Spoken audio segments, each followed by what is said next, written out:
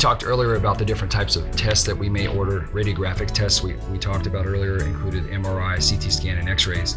And like I said, there are a lot of diagnostic modalities or tests that we use to come to and to pinpoint the diagnosis that we're dealing with.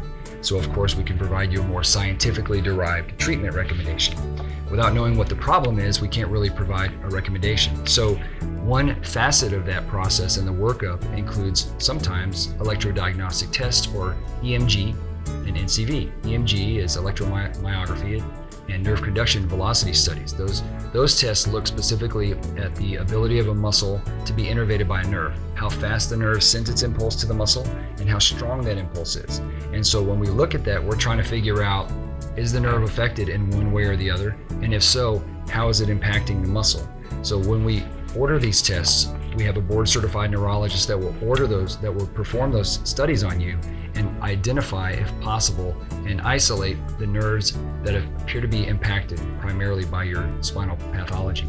And that also includes peripheral nerve abnormalities. People that have diabetes and people that have other peripheral nerve conditions may have nerve abnormalities that are outside of the spine. So we want to identify that as well. Is it carpal tunnel syndrome? Is it cubital tunnel syndrome? Or is it cervical radiculopathy, which means cervical nerve pain or nerve abnormality?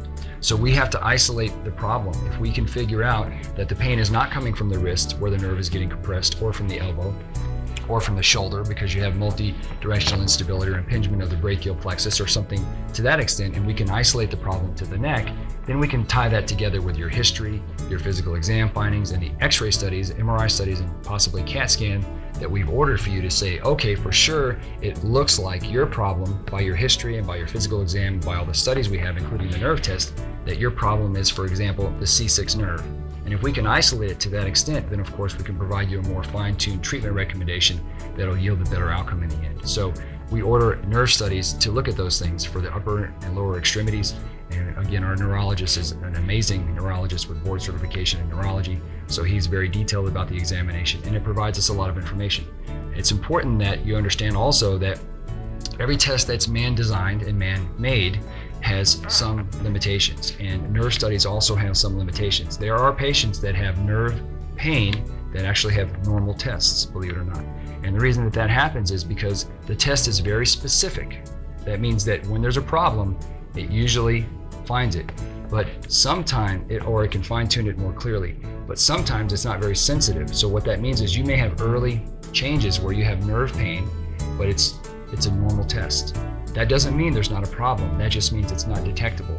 Typically, the nerve studies require some type of nerve damage or denervation, which means the nerve is not working at all really at that point before it can pick up a problem. So a lot of times the pathology has to be a little bit more severe before the nerve test can identify it. So there are people that have neurodiagnostic studies or electrodiagnostic studies that are normal, but they still have a problem. So it's just an extra piece of information that we use to support our working diagnosis.